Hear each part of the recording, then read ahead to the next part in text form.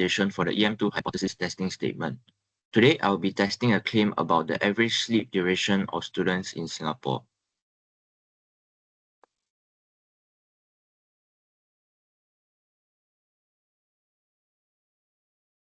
So over here in part 1, the claim I am analyzing comes from the Straits Times, which reported that students in Singapore sleep an average of 6.6 hours per night. Over here, I've included a link to the article. And for part 2, my null hypothesis is that students get an average of 6.6 hours of sleep. My alternative hypothesis is that they do not get an average of 6.6 hours of sleep.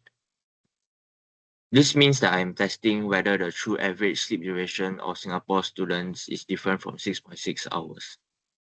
As for the data collection over here, to test the claim, I collected my own data where I surveyed 46 students in Singapore aged from 13 to 25 using a Google form where they were asked to report the average hours of sleep they get per night during their semester.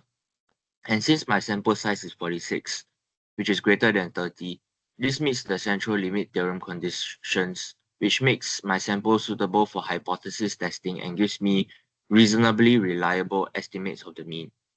And over here for part 4, I'll be showing you the Excel formulas I use for each part of the hypothesis test. For the sample mean, I use this formula. For the sample standard deviation, I use this formula. For the standard error, I use this formula. For the t-statistic, I use this formula. To compare the two-tailed p-value, I use this formula. And the margin error for a 96% confidence interval was calculated using this formula.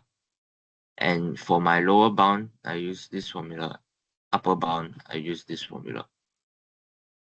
Now on to part 5, the hypothesis test and conclusion. Based on the conclusion, my sample mean, t-statistic, and p-value. And since the p-value is less than 0.05, I reject the null hypothesis.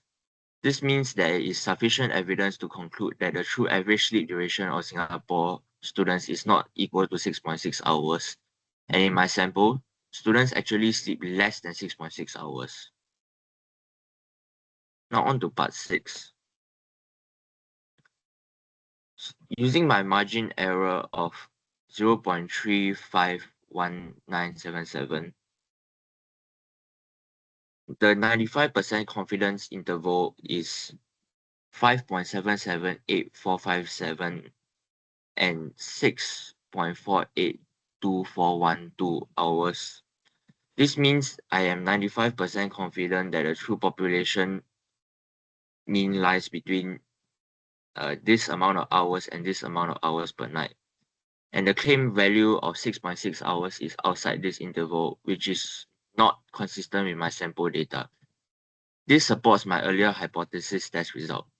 Overall, my findings show that Singapore students tend to sleep significantly less than the reported 6.6 hours.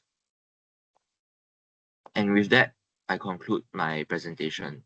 Thank you.